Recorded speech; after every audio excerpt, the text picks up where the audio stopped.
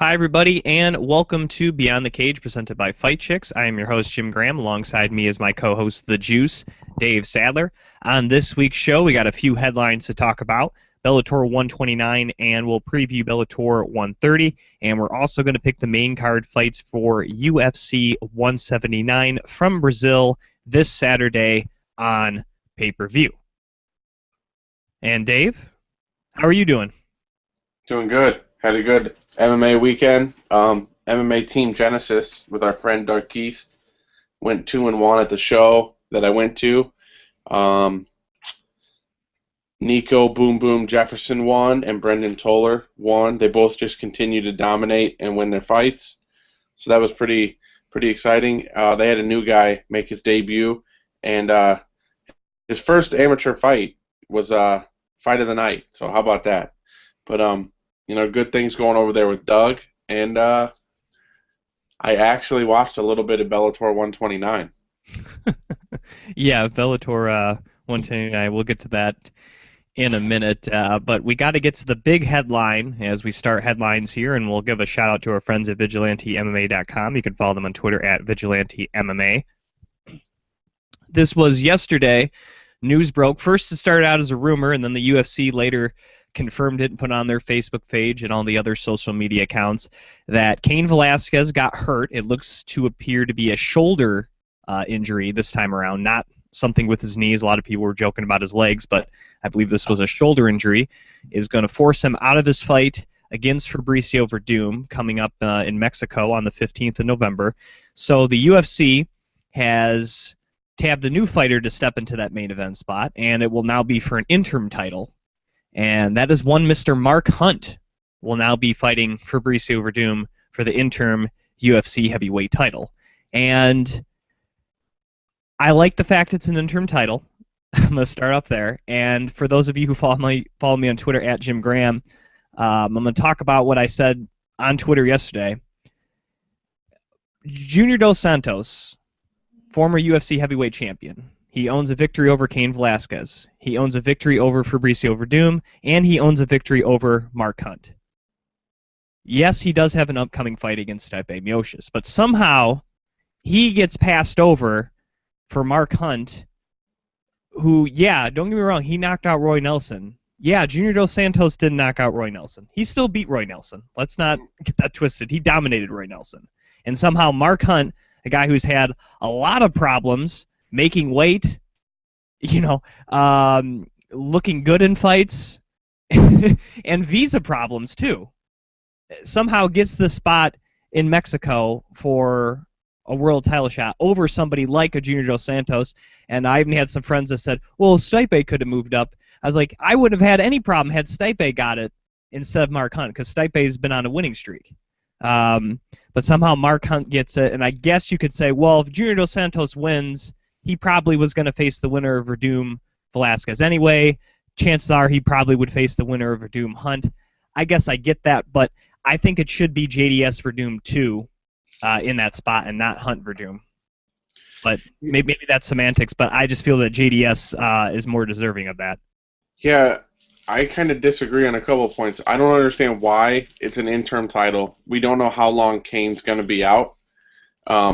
So having an interim title, I'm not sure what that does or doesn't do.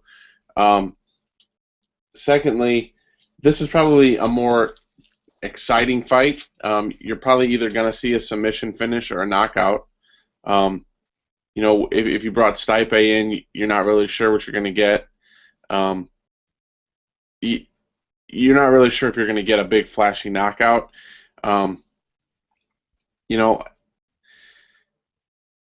This is a problem. Somebody posted it. I don't even remember who posted it.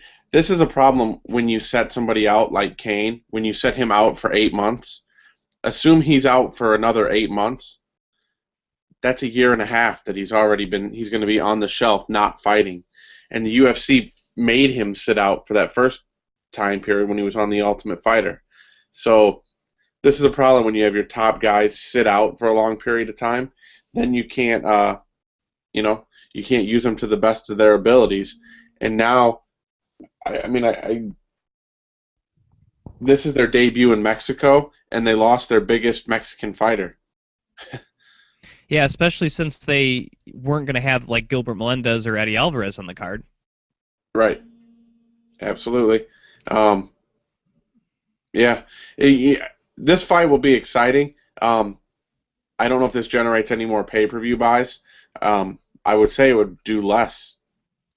And also probably the crowd attendance I think would be a lot less too. The UFC already posted that people can get refunds for the event, so I wouldn't be surprised if we see a mass exodus of tickets as well.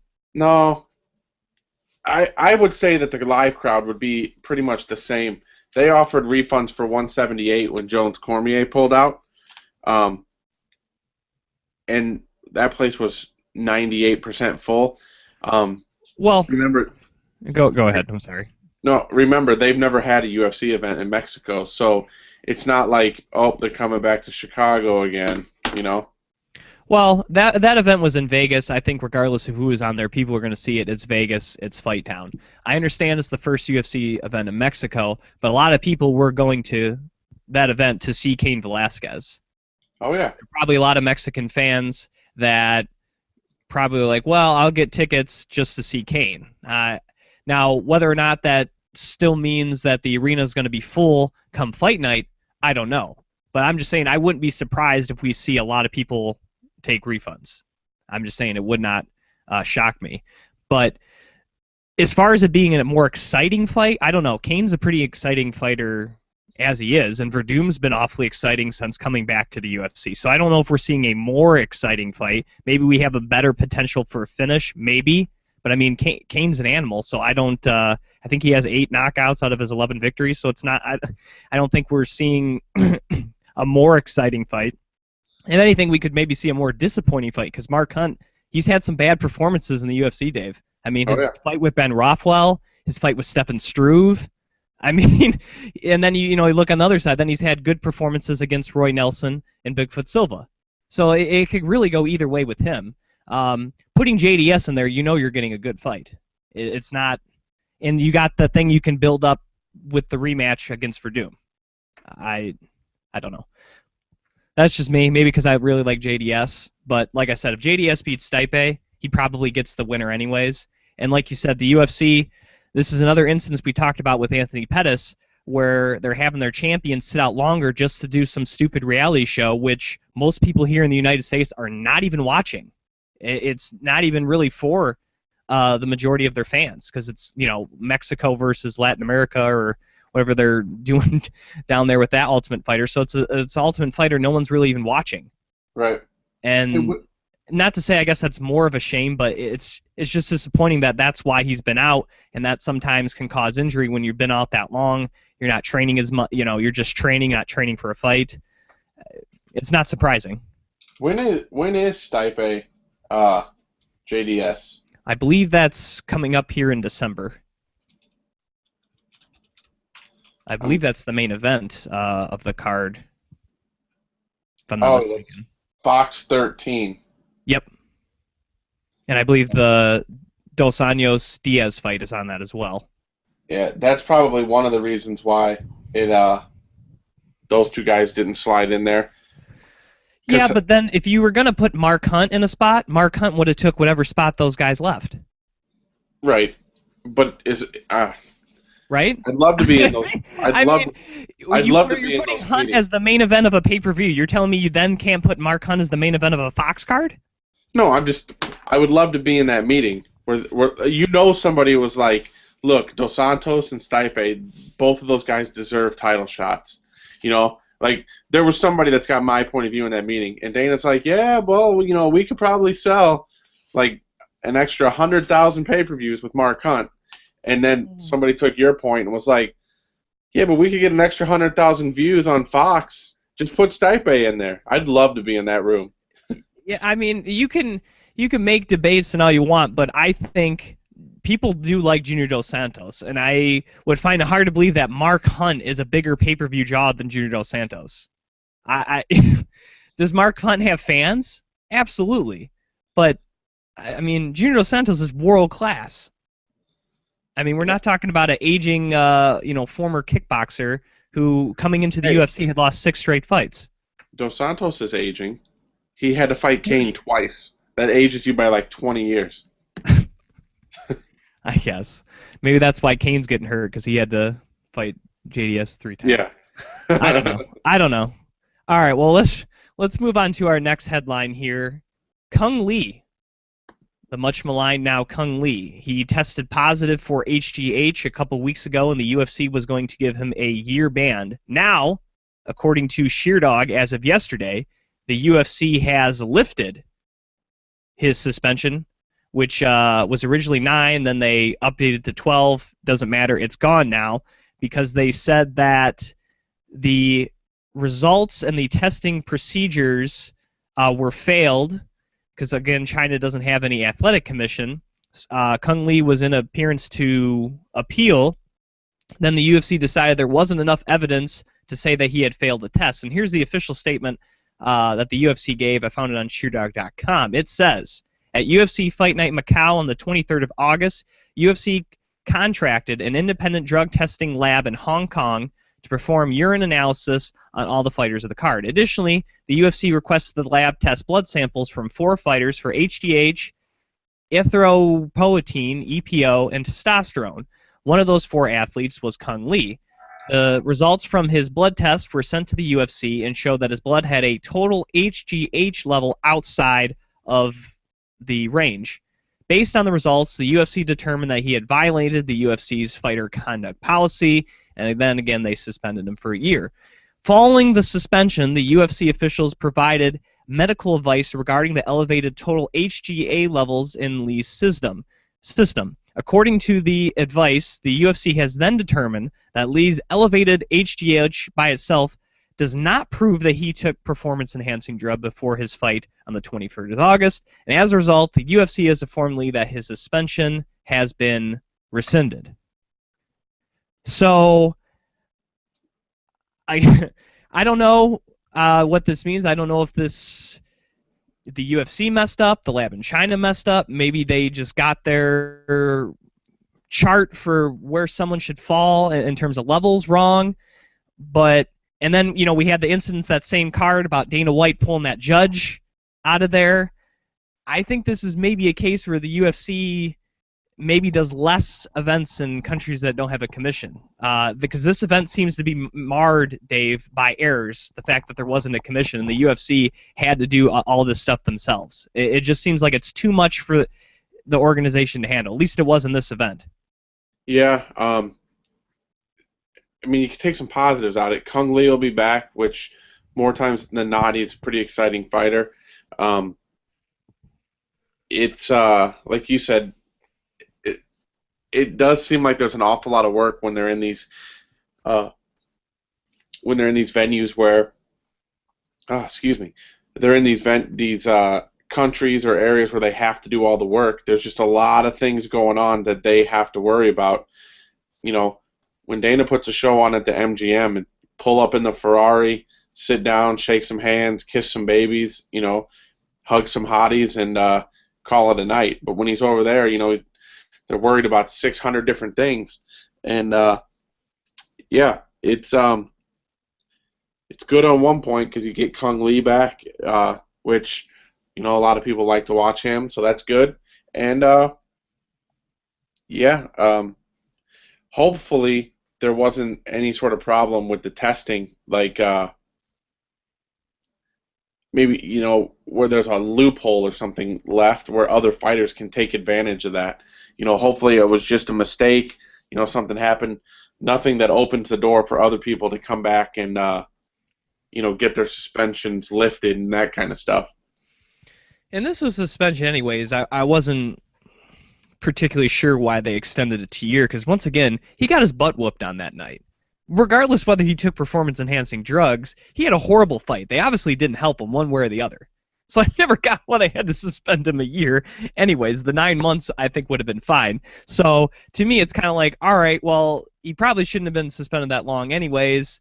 Now it comes out the testing's there. And I'm not saying the UFC shouldn't do any events outside the United States and Canada. I think they should do some events in other countries. But they should maybe try to, I don't know, send some advanced people or have like a separate department that's all they do is commission events overseas, and that's like their policy. I don't know. Maybe like you said, there's a lot of moving parts into it, and that's one of the reasons why athletic commission exists. So the promoters don't have to worry about doing all this stuff. And this was an event where definitely things were not going well for the UFC. Again, you had the whole thing with the judge, and now this testing thing, and I don't know. They got to maybe rethink how they do things when they go overseas, I think. And I think Yep. that this event is a huge learning experience for the organization moving forward with their supposed global domination. Global domination. Will they take over all the Globo gyms too? They could. As long as they are called the Purple Cobras, then I think we will be all set on that. Well, speaking of global domination, the UFC's a hot rising star from the country of Ireland. He had a phone interview, like a video/phone interview Conor McGregor. with Chad Mendes. And I'm talking about Conor McGregor, if you haven't got that already. Conor And it McGregor. was very close to the name of our show, Dave. This show was called Beyond the Octagon, so good thing we didn't go by that name. Otherwise, we would have had a weird thing there. And I know this is a family show. I'll try to keep it somewhat clean. And Chad Mendes and him were talking, and Chad had asked Conor, he goes, "Do you even know what wrestling is? Do you even do that?" And Conor said, "I can rest my junk, for lack of a better term, on your forehead." That was his response to if he knows what wrestling is. And while this is awfully humorous, I don't, I don't know if he maybe could have said, I don't know. It's funny, but it's weird. First of all, they were talking to each other because they're not fighting each other. They're not scheduled to fight each other. They may fight each other somewhere near in the future, but they weren't at this point in time. It should be all about Chad Mendes right now. It shouldn't be about Conor McGregor. As funny and talented as exciting as he is, he has really no say in what's going on this Saturday in Brazil. So very interesting thing that was set up, and then we get this line. I don't know. Maybe it's not a headline. Maybe we're grasping things. I just thought it was kind of funny and interesting, and maybe a tad uncalled for. But I guess I got us talking about it. Yeah, the biggest thing that I took away from it, Jim, is why were they talking to each other? Chad Mendes has has a title fight in 4 days. Like, doesn't seem to be. It seems like they're pushing a little bit, trying to keep Conor in the spotlight and all that kind of stuff. I don't think that they would do that.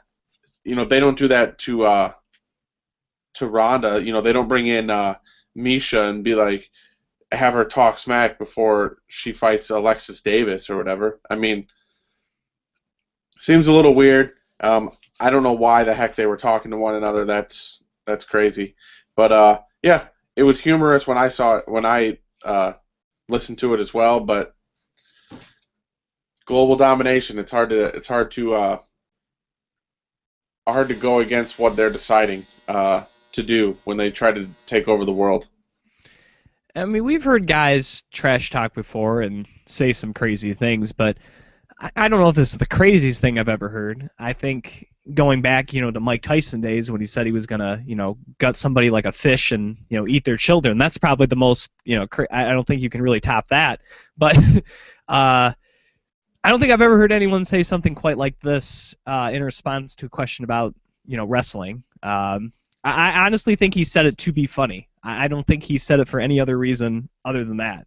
And I gotta admit that's pretty classic. I think that's something where that's one of those things that I could tell people. If you got an opportunity for a great joke or a great comeback, even if it may slightly be the wrong thing, you got to take it. You got to take the opportunity for a great joke, and I think that's what Conor McGregor did with that interview, if nothing else. I'm trying to find that Mike Tyson interview. I think it was at a press conference where he said that, if I'm not mistaken, where he said I don't know if it was the same. I don't know if it's the same press conference where he said both of those things, but at one point in time he said both of those lines about gutting someone like a fish and then eating their children. So No, it says something like I'm impeccable. I'm impressionable, or yep. I can't find it. I was going to rip his heart out. I'm the best ever. I'm the most brutal and vicious and most ruthless champion there's ever been. There's no one can stop me. Lynx is a conqueror. No, I'm Alexander. He's no Alexander. I'm the best ever. There's never been anybody as ruthless. I'm Sonny Liston. I'm Jack Dempsey. There's no one like me. I'm from their claws. There's no one that can match me. My style is impetuous. My defense is impregnable. And I'm just ferocious. I want your heart. I want to eat his children. Praise be to Allah. Are you saying now, Mike? Pretty much, yeah. Yeah, that's about the craziest. You can't really top that. As much as Connor tries, he's not going to top that. I think that's still the best. But all right, let's get to some actual fights here, Dave. And before we do, we'll give a shout out to our friends at MMAinsider.net. You can follow them on MMAinsider.net on Twitter. And, of course, they got all the latest and greatest breaking news stories like the one that we just talked about. So Bellator 1... Yeah, that's right. Chuck Grace running that fort for us. Oh, how about Chuck winning some gold and some silver or whatever at his... let me check that up on Facebook real fast. Jiu-jitsu competition, I believe, correct? Yeah. Just keeping it real, winning gold medals because he's part of Beyond the Cage. It's no big deal. As Dave pulls up that real quick, we'll get to Bellator 129 here, which was in Iowa last Friday. Decent fight card. The first fight, Joe Vedapo against Stavin Clark. Nothing real amazing. Third round was pretty good as Joe was able to get the knockout there in the third round. The Santos-Terry fight, surprisingly exciting, Dave. Santos, not a very technical striker, more known for his jiu-jitsu, throwing a lot of looping and wide punches and kind of punching a lot while backing up, but was very effective, and he was able to get a unanimous decision victory. And then we had the final two fights, Houston Alexander against Virgil Zwicker. This one ended up being a draw. Houston Alexander pretty much dominated this whole fight, Dave, and Zwicker had a couple of moments, but one of the reasons it was a draw, there was a couple instances where Houston, while on top in guard or half guard, was kind of moving his head around, getting head position, and kind of moved his head too close to Zwicker's head in a headbutting fashion. And they stopped it once, and he was warned by the referee, which was Rob Hines. And then he did it again later in the fight and got a point taken away, and the point taken away ended up making it a majority draw. Two judges saw it for Alexander, two saw it a draw. And unfortunate for Alexander, I think the first time he definitely wasn't trying to headbutt, and I think the second time he made him, it's hard to say intentionally, but he was definitely moving his head forward. I don't know if he meant to do it as a headbutt, but it clearly looked like he was, and is kind of unfortunate there. And that's one of the few instances I've seen the headbutt rule kind of be enforced. Most of the time you don't really even think about that rule. And for Alexander, a guy that's towards the end of his career anyway, but if he wanted to have any type of run in this organization, that's something that he should have fixed very quickly, especially after that first warning to not move his head around. It just didn't seem like, for whatever reason, he was not. That didn't really even faze him. Yeah. Two things. Oh shit. Rough time at work, man. Jeez. Couple of things to take away from that fight. One, Houston Alexander should know better. Two, I was very impressed. Rob Hines is a local official here in Illinois, does Indiana. I think this was in Iowa, or Kansas, right? I think this was in Iowa. Kansas or Iowa. This week's in Kansas. So he does a lot of shows, and one thing I can always say about Rob Hines, I don't know if you fast forward through it or not, Jim, but he told Houston Alexander exactly what was going to happen. If he did it again, he would be forced to be disqualified. He gave him a warning, said if it happens again, I'll take a point. After he took the point, he said if it happens again, I'm going to have to disqualify you. He gave the guy plenty of time. There was no confusion. Nothing bad was happening. He took control of the situation, And a lot of times we want to bash the referees, and I think that we should give praise to Rob Hines, for his actions in this fight. Definitely a good call by him. And as we move forward to the main event, we also had some good calls by arguably the best referee in the game, and Big John McCarthy, as he was tabbed to referee the main event of Paul Bradley against Josh Neer. And once again, Josh Neer, exciting fighter, but has always had trouble with wrestlers and guys being able to hold him down and not being able to get back up or get good submission attempts. And that was the case in this fight. He couldn't stop the takedown, couldn't get out from under Bradley, and he's complaining the whole time with Big John, saying, stand us up, he's not doing anything. And Big John said it, I think, a couple times. He's like, my job isn't to get the fight back on the feet. He's like, that's your job. He's talking back to Josh, and it seemed like Josh Neer was more worried about what Big John was doing than what Paul Bradley was doing. Yep. And this is a guy, Josh Neer, looking at this fight, he now runs his record to 36-14-1. So he's fought 51 times professionally. That was his 51st fight. He should know better after having that many fights, fighting in that many organizations, UFC, Bellator, a lot of big-time organizations, to know that if a guy's on top, unless he's clearly just laying there, the referee is not going to stand it up. Right. And it is your job to get out from under. In fact, I don't even like it. It sometimes may add to a more boring fight, but at the end of the day, the referee has a lot of power being able to do that. There's really no other sport where the referee can do something to try to make it more exciting. That's like an NFL telling a team, oh, they can't run the football to run out the clock. You have to pass. Yeah. And it's a very interesting concept that's pretty much only unique to MMA. There's really no other sport that has that type of rule, that the referee can use at its discretion. And while it can be used and sometimes it should be used, at the end of the day, it's something that should kind of be a last resort. And I don't think Paul Bradley was being so lazy or so ineffective landing damage that the fight had to be stood up. And at the end of the day, Josh Neer, he has to do better and can't expect the referee to bail him out of a bad situation. Yeah.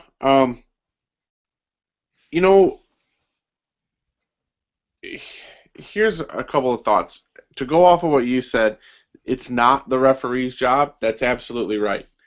But the referee has the discretion, like you just said, to change how the fight's going. There were a couple of points where Bradley wasn't doing much, and where does the discretion come in to where he should stand him up? Because let's just say Big John does stand him up. Don't you think Bradley's going to take him down again? Pretty much. I'm kind of confused on my stance on it, but at the end of the fight, you couldn't tell that Josh Neer, he got cut very early in the first round, and not much happened to him after that. I'm not saying Neer was right to argue. The less he argues, the better chance he has to have the fight stood up. But at some point, if Bradley's not moving to side control or mount or stuff like that, doesn't he need to stand him up? He can't just lay on him and do body head for 15 minutes. Well, and like you said, I think maybe part of the reason, and I don't know if this ever factors into a referee's decision, I would think at some point, if you're seeing a guy who's pretty much having no takedown defense, so you stand him up, Paul Bradley's going to go right back to that same game plan. He's going to go take down Josh Neer once again, and then we end up in the same situation, especially in that fight. It didn't look like Josh Neer was going to stop the takedowns. Now, maybe in another fight, you can see someone having some success stopping the takedowns. And when you stand it back up, you go, all right, here's this. I'm giving this guy a chance. Let's see what he can do with it. And, maybe that was part of the reason. Then also said he probably pissed Big John off by complaining with him too. and maybe that shouldn't factor into it, but at the end of the day, if he's messing with me and I don't really like what he's talking, he shouldn't be talking, he should be worried about the fight, then that factors in too. Maybe it shouldn't, but he's human. It probably did. He's human, Big John. Hey Jim, your podcast sucks. Hey Jim, your podcast, essentially that's what he was doing, telling him that he sucks at his job. Pretty much. I mean, after a while you're not just gonna sit there and be like, oh, okay. Absolutely. Well, let's move on to Bellator 130, which hopefully will be a little better than 129. We'll give a shout out to our friends at MMAforlife.ca. You can follow them on Twitter @_MMA4Life. They do a great job, especially on that Twitter account, updating you with all the weighing results and kind of a play-by-play for a lot of these fights. So if you aren't able to watch them live or you kind of want to see what's going on before you then catch them on the DVR, definitely Ryan does a great job doing that over there at MMA for Life. Hey Jim, just to go back to from the last round, Chuck received a bronze and a gold at his tournament. One for gi and one for no gi. So, pause for 1 second here. You should already have these queued up. You gotta have like a checklist next to your computer screen. Things to do before the show. So, for me not having it up, we'll get one of these. But for Chuck winning, we'll get one of these. One of these. And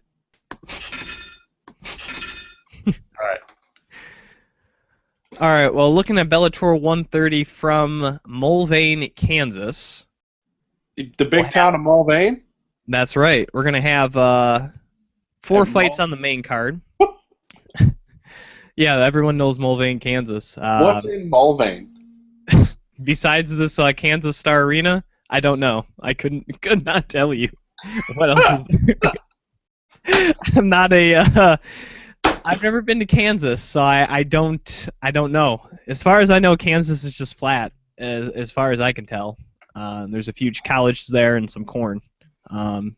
About all I know about Kansas. That's probably a horrible representation of the state, but that's all I know. Surprisingly, David Rickles and Samo Pereza on the undercard of this fight, so if you get a chance, that might be something to tune into. But the main card will start off with Dave Jansen against Rick Hahn. And this is interesting for 2 reasons. One, Dave Jansen has already won a lightweight tournament. It has never, I repeat, never gotten his title shot. So somehow he's fighting Rick Hahn. That's semantics, Jim. What does he need a title shot for? Right. Isn't he for the love of the game? Right. I know he got hurt. I know he's been out for a while.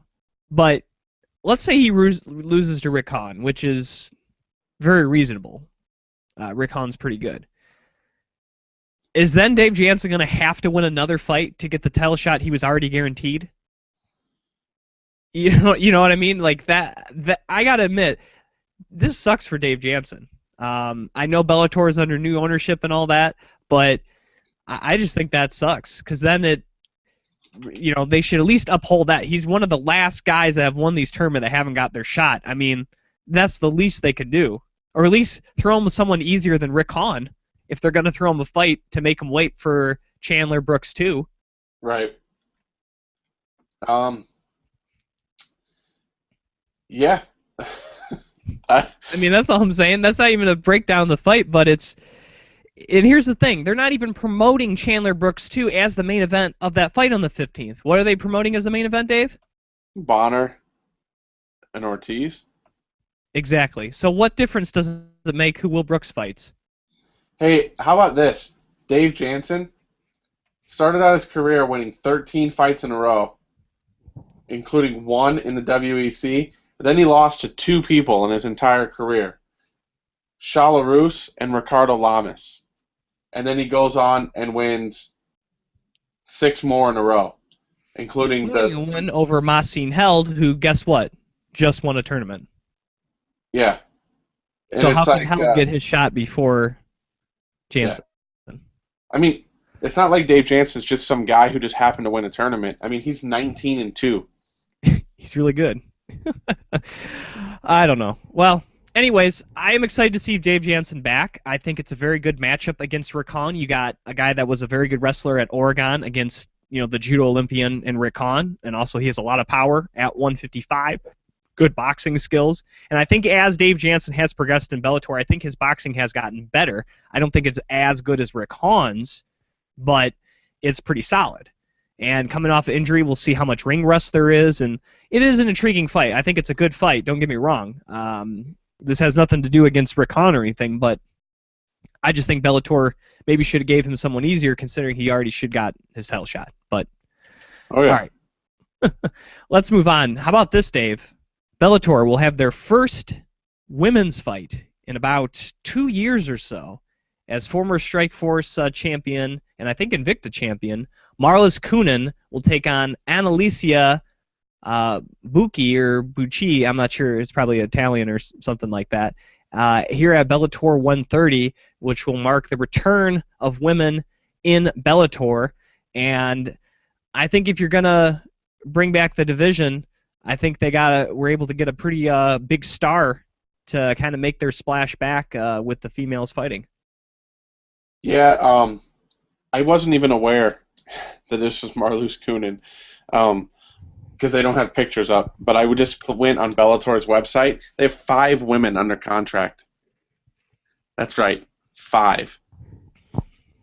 Marlis Kunin's on there, Julia Budd, and then 3 ladies I've never heard of. I expect Marlis Kunin to steamroll this young lady, or this older lady. No, this young lady, born in '83. But yeah, Scott Coker's the one who got it going in the first place, the women's division. So they're going to the right spot. I just don't know how much Bellator. Yeah, they got money from Viacom, but I don't know if they can compete with Invicta, because Invicta's got that platform with the Fight Pass and with the UFC backing it and all that kind of stuff. So it'll be kind of interesting to see, if women get cut from Invicta or from the UFC, where do they want to go? To Bellator or to Invicta? It's interesting because even though Invicta is on the Fight Pass, more people are going to see you on Spike than the Fight Pass. The potential for more people to see you, I should say. And again, that's only if you're on the main card, too. If you're on the Spike.com portion, it's probably a wash. Yeah. It's about hit or miss there. Now, in terms of pay, I don't think there's probably that much difference in pay. Probably. I've never watched a Spike.com prelim, unless I was live. I think I've watched it maybe once or twice, and I think I somehow had that day off from work, 1, and 2, they had tournament fights on the undercard. And I think I tried to watch a tournament fight, but yeah. Hey, Jim, remind me, at the end of this round, remind me to tell you something about the UFC before we do our 179 picks. I don't want to ruin the mystique of Bellator 130. All right, well, the co-main event of Bellator 130, Bobby Lashley will make his second fight in Bellator. He will be taking on Carl Etherington. Looking at Mr. Etherington, he is 9-0 in his career from England, but he is 39 years old, and he has not fought since July of last year.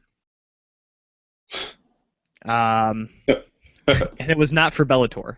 He has fought for Bellator before. That was all the way back in January of 2013.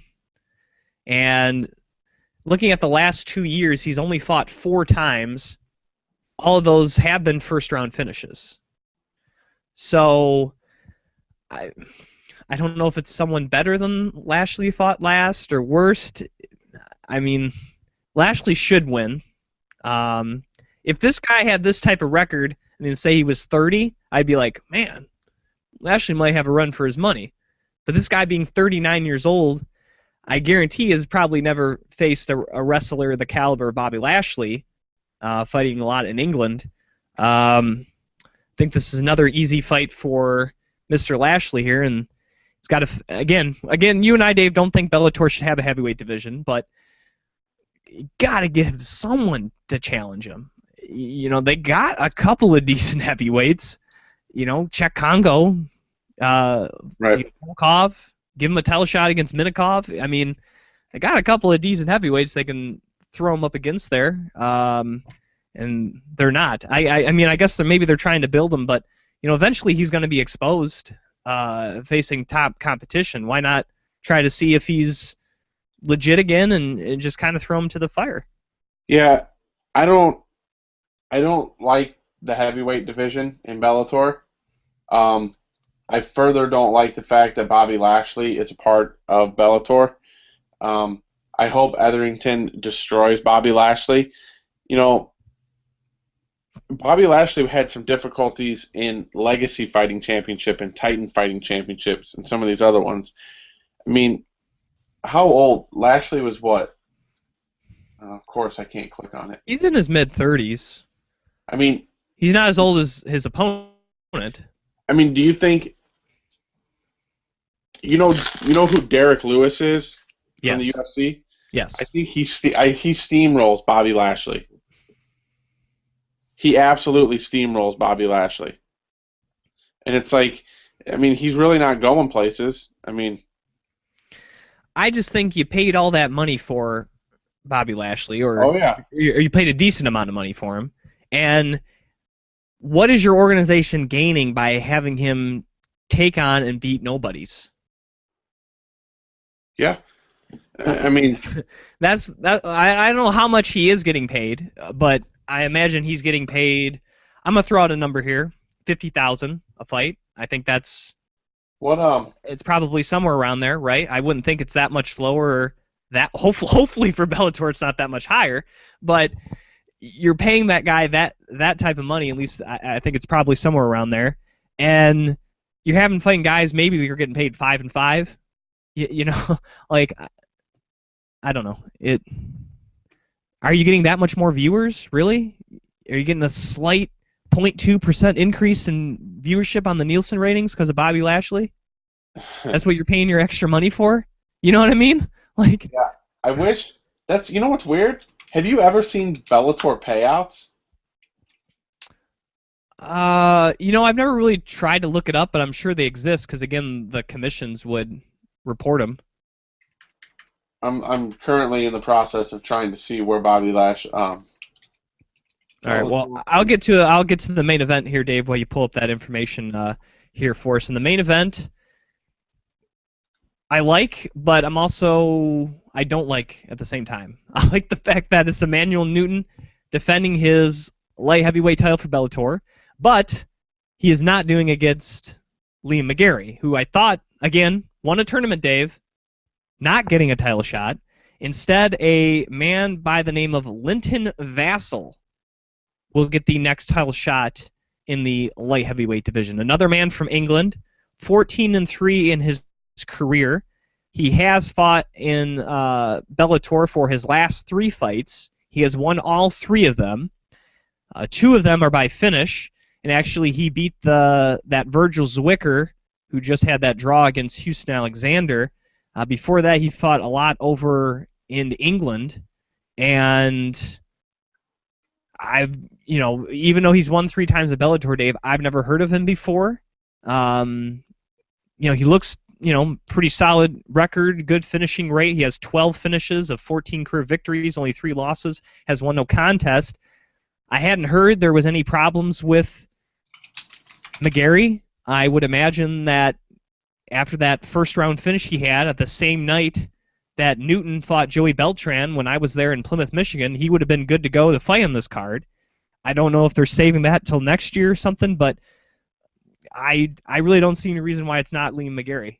I don't get that. Yeah.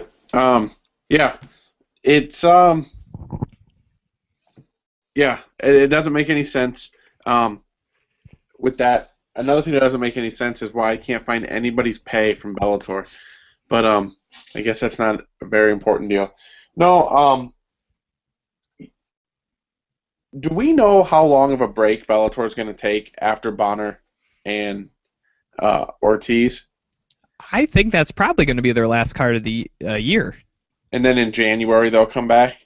That's my thinking. I haven't heard any press release or announcement saying that, but that's my thinking, is that they're going to kind of regroup for those last 6-7 weeks of the year, and then go in January with their that during that 6-7 weeks they're probably going to plan out their whole 2015 if they haven't already kind of started that already, because we kind of heard Scott Coker saying he's not going to do the tournament format really, and he's not going to do this whole 10 weeks in a row thing. He said he'd like to have 16 shows spread out throughout the year. So I think we're going to see, I guess that 16 shows equates to a show every 3 weeks or something like that. Yeah, I think it was every on average. It may not always be that span, but it's somewhere around that. Because I think 16 times 3 is 48. There's 52 weeks in a year, so roughly. Right. Well, I wonder if it has anything to do with that they're just kind of not counting it out, but they know that McGarry and they know that Jansen and those guys, that maybe they'll give them fights to start the year off, or who knows. But just from people who are just going to tune in and just catch it on the fly, they're not going to know any different. But for the people who have been following Bellator and who are invested in Bellator, from a fan perspective, you got to think to yourself, man, this looks shady. It's got appearances of shadiness, and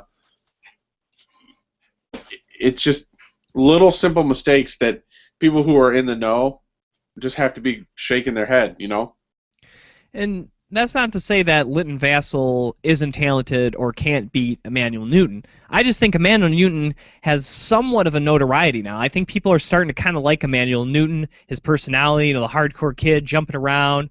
He came out to G Generation X from WWE, his walkout music. I think people are starting to kind of like Emmanuel Newton. And I think they would have had a good matchup of Newton and McGarry. I think that is an easy one to draw in viewers to, especially with the hype around McGarry. But if Vassell wins, which it can happen, is Vassell McGarry? Yeah, it's England versus England, but that's not as intriguing to people. I think, people like McGarry, but Vassell on the other hand, he's now the champion, and people don't know him. True. Yeah, that England versus England stuff, people aren't. Yeah, and you kind of lose that momentum you've kind of been gaining with Emmanuel Newton as your champion. Yep. Well, maybe there's a master plan, and we just have, we haven't been clued into it yet. Hopefully this isn't the way that they continue to roll. All right, Dave, say that news you had about the UFC as we head into UFC 179. Hey, I got an interesting email yesterday from the UFC asking me on a basically it was about a reward system for being a fan of them.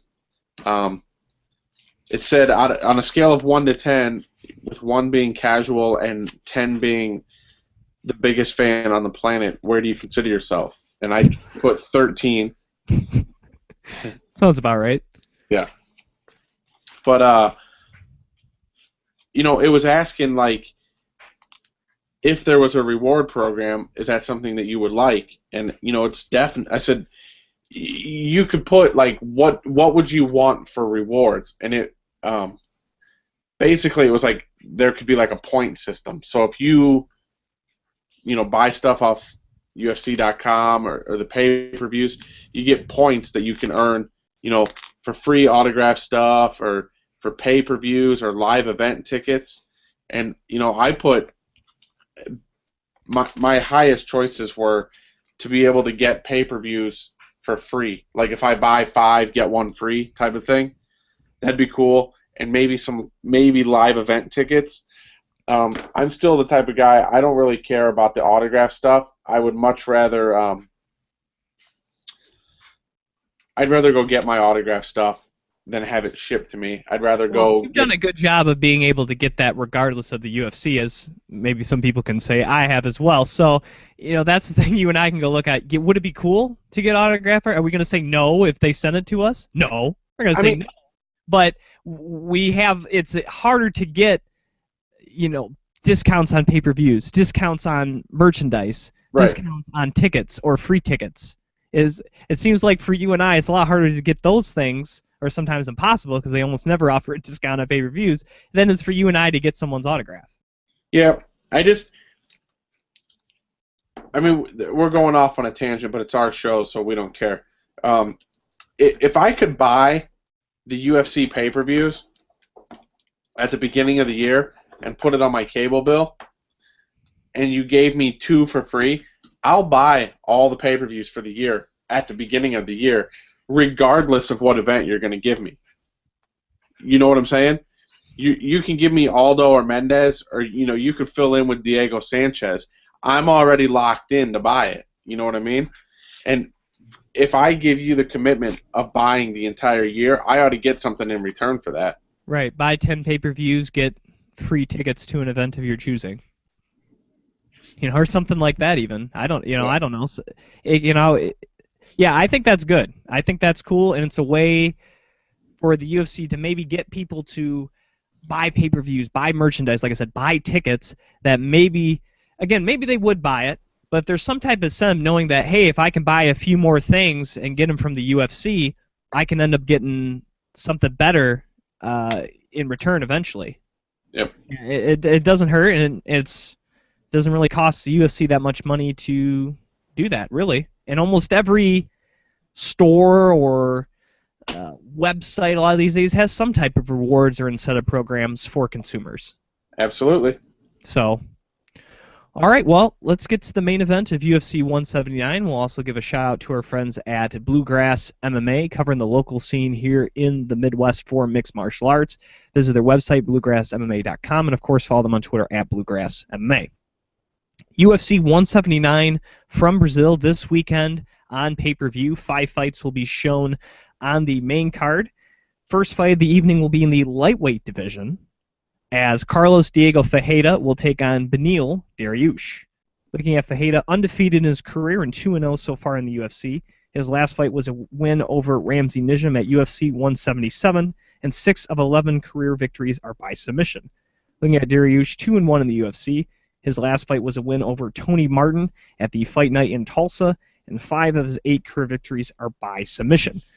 In this fight, Dave, we have 2 very talented jiu-jitsu practitioners in this fight, but so far, between both these gentlemen, I have seen a lot of stand-up, and I haven't really seen either of these guys use a lot of their jiu-jitsu skills. Now, Dariush, I believe, won his last fight by submission, but these guys have really shown that they like to throw, and I think we're probably going to see another example of that. We're going to see 2 good grapplers, but I think we're going to go in there and see a striking battle. And striking-wise, I don't know. I think it's pretty even, but I maybe slightly edge to Ferreira. And, again, maybe this is using MMA math, which isn't always correct, but Ferreira beat Nijem. Nijem knocked out Dariush. I mean, I guess that's maybe my thinking there, that they share that common opponent of Ramsey, and maybe a little more stand-up there, and it'll be interesting, maybe not who breaks, but maybe who tries to get to the ground first and whether or not that's the best way to try to win this fight. Yeah, you know how Fox does those lead-ups, or Fox Sports 1, they do the countdowns? I watched this one, and, I went back and I looked at Dariush, I guess is how it's pronounced. I went back and looked at some of his fights on Fight Pass, and, I like him. He's got 2 submission victories, and both of those were set up by his hands, and then he went in for the submission. So, his opponent, Ferreira, he's a good guy too. Like you said, he did beat Ramsey Nijem with your MMA math. We know how that plays out, but that doesn't always work. So, I think that's a good fight to start out the night. Could end standing, could end on the ground. We just don't know. But I think it's a good kickoff for the pay-per-view. The next fight of the evening will be in the featherweight division, as Darren Elkins, he will take on Lucas Martins. Looking at Elkins, 7-3 in the UFC. His last fight was a loss to Jeremy Stevens at Fox 10, and 7 of his 17 career victories are by decision. Looking at Martins, he is 3-1 in the UFC, currently riding a 3-fight overall winning streak. His last fight was a victory over Alex White back at the Fight Night in Atlantic City, and 11 of his 15 career victories are by knockout. In that fight against Alex White, Dave, we saw Martins has very good stand-up, very powerful hands. His conditioning, maybe not the greatest. He definitely faded, even though he got the finish. Definitely tell that he was, worn out, I think, by the time that third round hit. Not just because of the combinations he was throwing, but also he took some damage from Alex as well. Now, in his fight against Elkins, we know Elkins can go 15 minutes and has a very strong wrestling game, especially from the top. And we've seen him beat some of the top guys in this division implementing that wrestling game plan. And most of his opponents probably don't have that type of wrestling background. We really haven't seen Martins really been pressured that way, at least during this winning streak anyways. So it'll be interesting to see if Martins will be ready to take on a guy with that wrestling credentials and also just the size. Elkins is a pretty big 45er, a guy that used to fight at 155. So those are two things that Martins will have to try to deal with in this fight. Yeah, they don't call Darren the damage for no reason. I don't think that there is a more durable guy in the division than Darren Elkins. He might not be the flashiest guy, but if you beat him, you earn your victory over him. I don't even know. I was looking back. Has Darren been knocked out in recent times? I don't think so. No, definitely did get knocked out by Jeremy Stevens. Yeah, Chad Mendez TKO'd him. And that was how long ago? April of 2013. No, well, not and that then, long ago. And then he lost due to doctor stoppage. That's a TKO, but it's hard to finish Darren Elkins. One person or two people have done it in over 25 tries. So, like I said, you're going to earn it. If you're Lucas, you're going to earn this victory if you get it.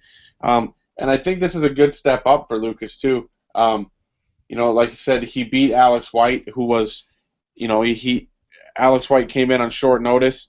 Then he took that fight. That was a solid victory over a solid up and coming kid.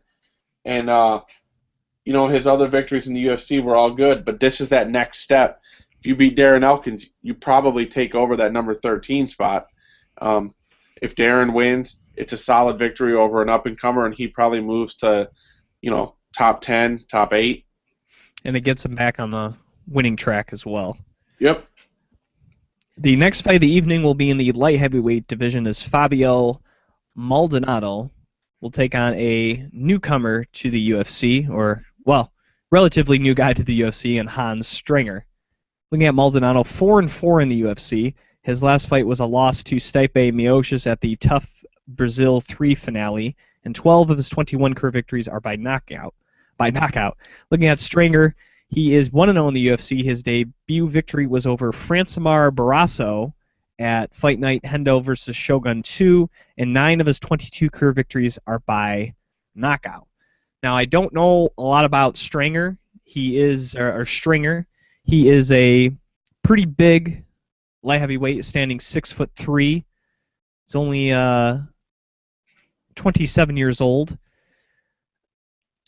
Maldonado's a very solid competitor. We know he's very durable, a guy that can hang around in fights, great boxing, pretty good clinch work, decent takedown defense, and definitely I think one of those gatekeepers in this division. If you can get by Fabio Maldonado, maybe you have a chance to get into the top 10, but if you can't, maybe got to rethink some career decisions. So, right.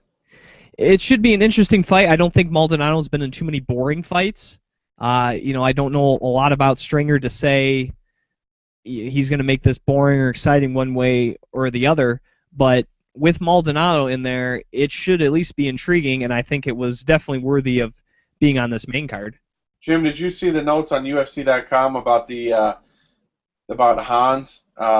He's got 9 wins by KO, 8 by submission, 15 first-round finishes. I think in this fight you can kiss that goodbye. I don't think you're going to beat Fabio Maldonado in the first round. Not a light heavyweight. Not in this division. No. Yeah. It looks like he has a lot going for him, but we'll see. Well, this is the first. This is probably the best guy he's ever been scheduled to face. So it's always interesting to see when guys take on better competition. Yep. All right, let's get to the co-main event of the evening, also in the light heavyweight division, as Glover Teixeira will take on Phil Davis. Looking at Teixeira, 5-1 in the UFC. His last fight was a loss to John Jones for the title at UFC 172, and 13 of his 22 career victories are by knockout. Looking at Davis, 8-2 in the UFC with a no contest. His last fight was a loss to Rumble Johnson, also at UFC 172, and 6 of his 12 career victories are by decision. And pretty much like it is with every fight with Phil Davis, if Phil Davis can't get the takedown, he's probably going to lose. And that was very evident in his last fight against Rumble Johnson.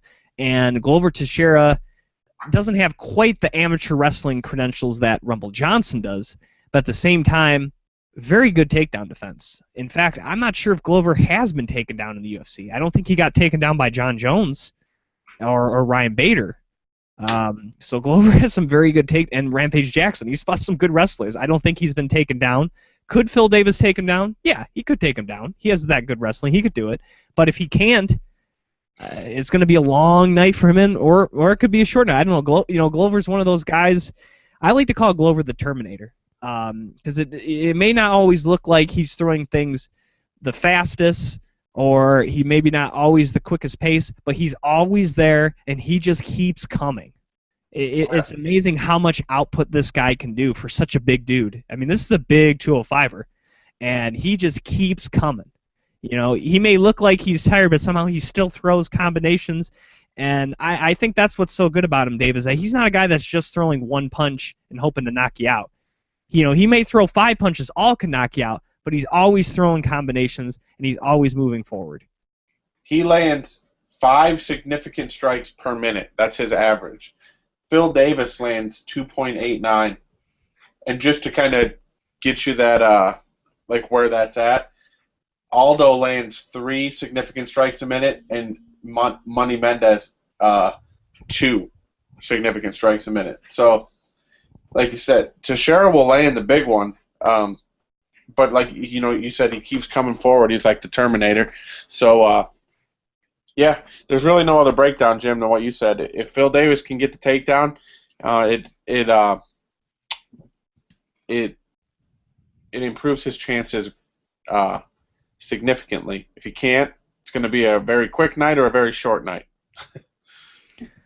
All right, let's get to the main event of the evening for the UFC Featherweight Championship, as Chad Mendes will take on Jose Aldo for the second time.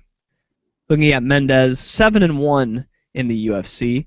His last fight was a victory over Nick Lentz at UFC on Fox 9. Since losing to Jose Aldo, he has rattled off 5 consecutive victories. Of his 16 career wins, 8 are by decision.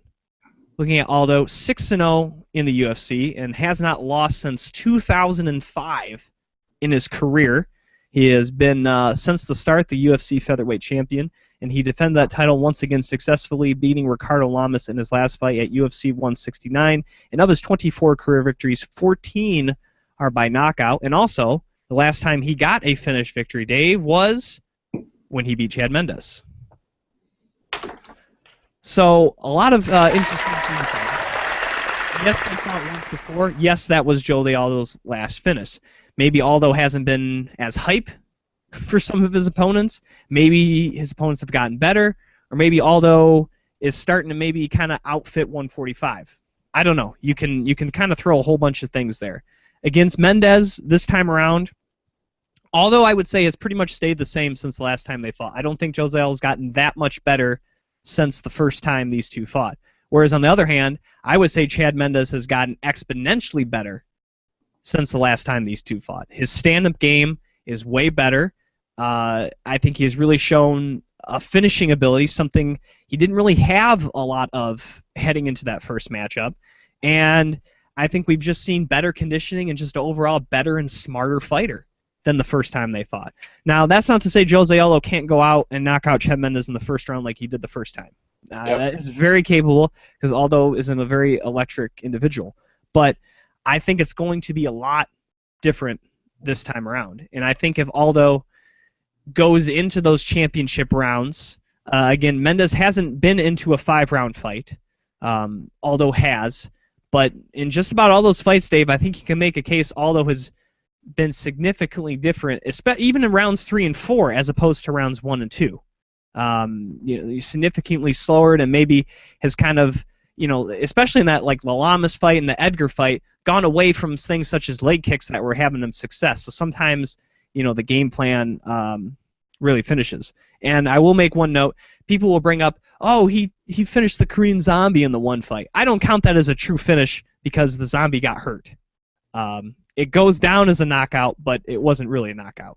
His last true knockout was Chad Mendes. Just in case anyone's trying to catch me being off my game here. Jim wants no point of this. You doing that? No. I saw. I thought it. Said it. It's out there. I know what's going on. Anyways, yes, it is going to be very intriguing. I think if it can go longer, it definitely favors Chad Mendes.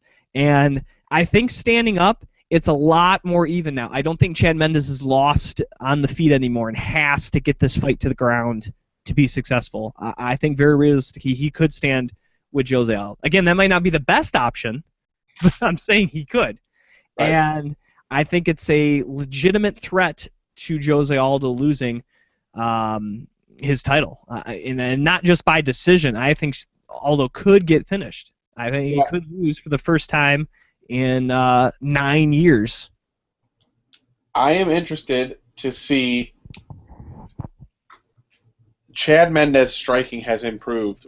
You said that. I agree. But wrestling is his base. Wrestling is what's going to tire out Jose Aldo. Yes, you're improved in striking, but that's not something that you can rely on because it's the new fresh thing that you've learned and you feel super confident in it. There's a reason that Chad Mendes is 16-1 because he used his wrestling, he used his striking in combination with one another. He needs to stick to that game plan. This is the biggest fight of your life. Sticking with your new striking isn't going to be the best plan in my mind. I think he's got to do a lot with the wrestling to get Aldo thinking about other things and then start throwing some hands. But I think this fight is definitely going to be a lot different than the last one. I don't think that this fight I don't think it's going to go all 5 rounds. I think there's going to be a finish one way or the other. There's a bad blood between the two, and I think that this fight gets finished before the 25-minute timer goes up. And see if we can get all of the belts out of other countries and bring them all back to America. Yeah, if Chad Mendes wins, it'll be the first time, I think, not ever, but in a very long time, that all the current UFC champions will be American. We had Anderson Silva and GSP, Canada and Brazil, for a very long time. That was pretty much making that impossible. And then Aldo's had a very long title run here as well. So that is kind of a neat little tidbit there about this fight. But hey, before we go to picks, Jim, don't forget to check out the most underappreciated welterweight in the UFC's welterweight division, as he goes, I believe, for his fifth or sixth fight this year. Neil Magny, the main event of the Fox Sports 1 prelims, fights William Macario. I think he was one of those guys from the Ultimate Fighter Brazil. I think so. But yeah, Neil going for broke, trying to do Cowboy Cerrone. He's getting his cowboy on, going for win number 5 in calendar year 2014. That would be awesome. Sweet. All right, well, with that said, Dave, let's get some picks. All right. First fight of the evening, 155, Carlos Diego Ferreira against Beneil Dariush. I think this is a really close fight. I think this is a pick'em fight, to be quite honest. But I'm going to go with Ferreira in this one. I'm going to go with Beneil. All right. Darren Elkins against Lucas Martins in the featherweight division. I think Martins, very talented up-and-coming featherweight, but I think his streak might get derailed here against the wrestling prowess of Darren Elkins. Yep, I'm going to go with the damage in this one. I just think that he's going to inflict damage because that's what he does. Next fight of the evening, light heavyweight Fabio Maldonado against Hans Stringer. I think Stringer may have some potential here in this division, but I haven't seen enough of him to make me pick him over a guy like Maldonado, so I'll take the Brazilian in this one. Yeah, I'm going to go with Fabio Maldonado. I think he's got to pull out the victory because, Jim, the time is coming up. Time is now to make a move. Also at light heavyweight, the co-main event of the evening, Glover Teixeira against Phil Davis. I think Phil's going to have a tough time taking down Glover, so I'm going to take the Brazilian to win this one in Teixeira. Yeah, I don't think Phil Davis, I don't think his wrestling is going to... I just don't feel it. I don't feel Phil Davis. I feel Glover Teixeira for the victory. Main event of the evening for the UFC Featherweight Championship as Jose Aldo puts his title on the line once again, this time against Chad Mendes for the second time. I'm going with Chad Mendes. It's maybe a little bit of a surprise to some people. I think Aldo was the favorite with good reason, but I think Mendes this time around has definitely improved more since their last meeting, so I'm going to go with Chad Mendes here. Since we don't have Pride music, Jim, how's this? Did that build suspense for my pick? I think so. The second one did it.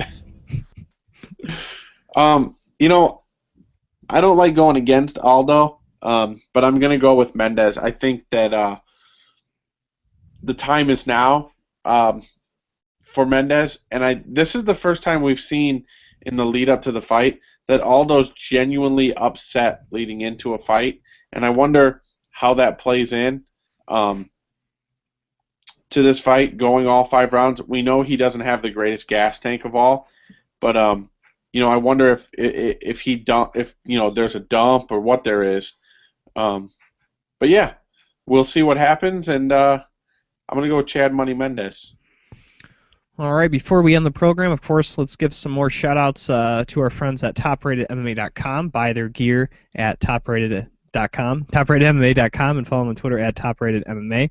And, of course, if you're looking, we were talking about signed memorabilia earlier, and if you're looking for some signed memorabilia of MMA fighters, look no further than our good friend AJ Hiller from MMASignaturesUSA.com, the largest selection of MMA memorabilia on the net, and they ship worldwide. And also, of course, our great friends at Fight Chicks, our great presenting sponsors, and of course they're going to be all over Invicta 9 coming up here in November in Iowa. So if you're looking for some Fight Chicks gear, definitely try to get to Invicta 9 if you can. Of course, if you can't, check out their website, fightchicks.com. Anything else to add, Dave? And maybe check out my Facebook. I'm going to decide in the next couple of days if I'm headed to Invicta.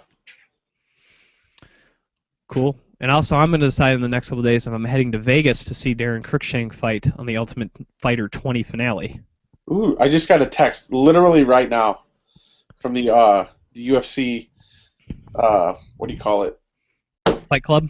Fight Club, that the tickets go on sale in an hour. I'm considering it. I've already looked at what a hotel and flight would cost me, and I know Darren very well, so I'm sure he could get me a ticket, whether I have to pay for that or he gives it to me for free, however that works out, so I'm not worried too much about getting a ticket to the event. This early I would be able to take out time. I don't know. I'm considering it. I've seen UFC fights before, so it's not foreign to me, but I've never seen one in Vegas, and there may not be a better opportunity than to see Darren Cruikshank fight as well, and also it'll be kind of a historic night because it'll be the first ever strawweight title fight, first ever champion, so kind of a historic night too. So that would be cool. I'm thinking about it. We'll see if I got the funds. But he is the Juice, Dave Sadler. You can follow him on Twitter at VigilanteJuice. I'm your host, Jim Graham. Follow me on Twitter at Jim Graham. Of course, you're on our YouTube channel, but if you haven't already, subscribe, youtube.com/BeyondTheCagePodcast. And, of course, like us on Facebook at facebook.com/BeyondTheCagePodcast. For Dave Sadler, I am Jim Graham. Thank you for listening to another edition of the Beyond the Cage podcast presented by Fight Chicks.